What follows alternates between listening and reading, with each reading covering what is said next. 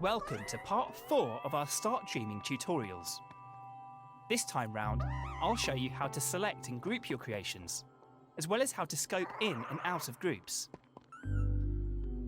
I see Cuthbert has managed to get himself stranded again. Connie, how do you put up with him? What a silly cube. Well, with Connie's help, we can get him out. And at least someone left behind a block for us to use. Remember how to repeat clone blocks to create a bridge? Well, let's do that again. Move your view side on to the block and the gap. Hold L1, then gently grab the block with R2. Move it with the motion sensor function to create a clone. Just like last time, let go of L1 while still holding R2. Then press the directional buttons to make more clones.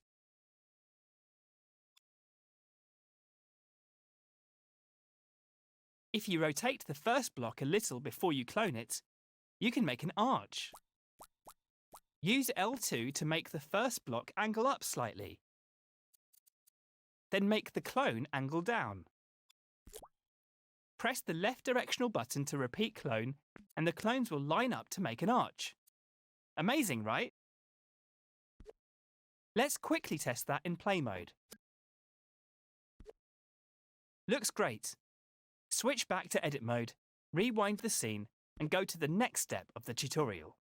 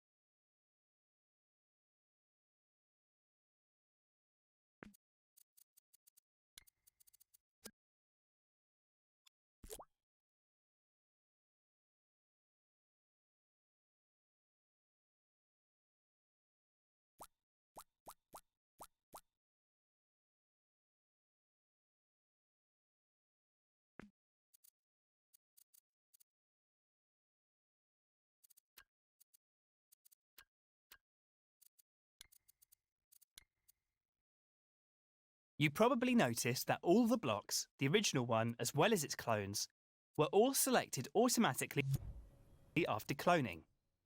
You can tell when things are selected because they have an animated dashed outline. But after switching back and forth between play and edit modes, everything was deselected. So, let's select them again. All you have to do is hover your imp over one of the blocks and press X. There's the outline again. Now do the same to the rest until the whole bridge is selected. See how each block has its own outline, with a double line where they meet. That's because they're still individual elements. You can deselect them one at a time with X, but it's much quicker if you deselect them all at once with Circle. Give it a try. There's also a faster way of selecting multiple objects. Just select one as before, but this time, keep X held down. Now move your imp to select the others. Better than selecting them one at a time, right? So much faster. The great thing about having multiple objects selected is that you can manipulate them as if they were one object. For example, if all the blocks are selected, you can clone the bridge sideways to create a double bridge. Plenty of room for Connie to cross it without falling off the edge. Try it out in play mode. Once Connie's across the gap, go back to edit mode and move on to the next step.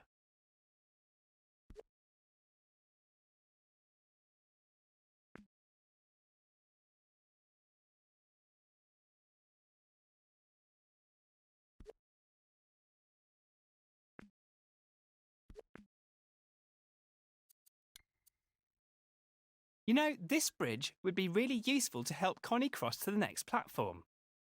Use X to select all the blocks again. If we're going to use this bridge a lot, we can make it into a group. That way it will behave like a single element, and you won't have to keep selecting all the blocks. Notice the menu that appears at the side of the screen when you have one or more objects selected. That's a context menu, which means all the options it gives you will depend on the situation you're in. In this case, all the options are about selected objects. Look for the plus sign, which is the icon for the group button. The number next to it tells you how many objects you have selected. You can use this button now to turn all of those blocks into a group. Ta-da! The bridge is now a single element. You can tell because it has one outline around it, instead of one around each block. And if you look over at the context menu, you'll see the group button now says ungroup, in case you ever need to undo a grouping. But we still need it to help Connie now. So let's clone this bridge and place it between the second and third platforms. Just like before, hold L1 and grab the bridge with R2 to clone it, remembering to let go of L1 as always.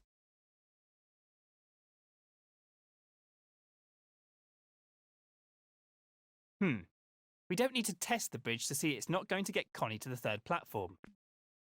But don't worry, we'll fix that in the next step when you're ready to move on.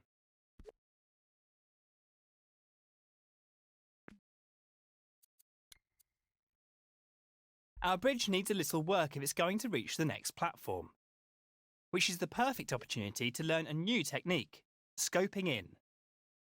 Scoping in means you can jump into a group and edit its contents individually without having to ungroup it first. And since you can only edit things inside the group, you don't have to worry about messing up anything outside it.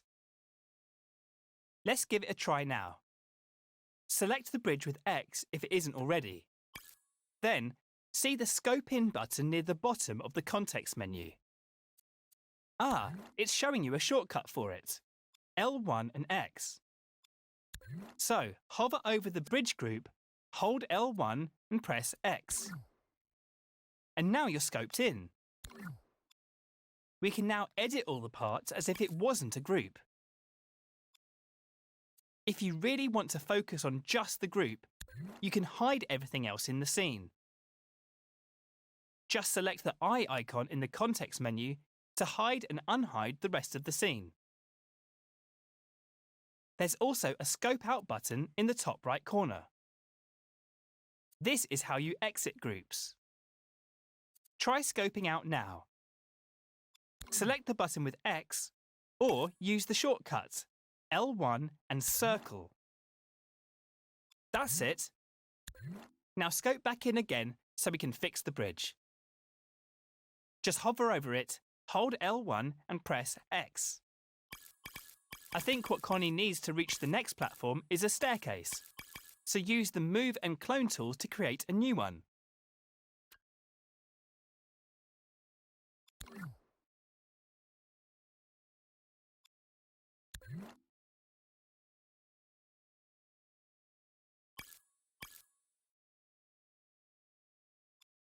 Once you've built the staircase, test it in play mode to make sure Connie can make it across. When you're happy with it, switch back to edit mode, rewind the scene and move on to the final step of the tutorial.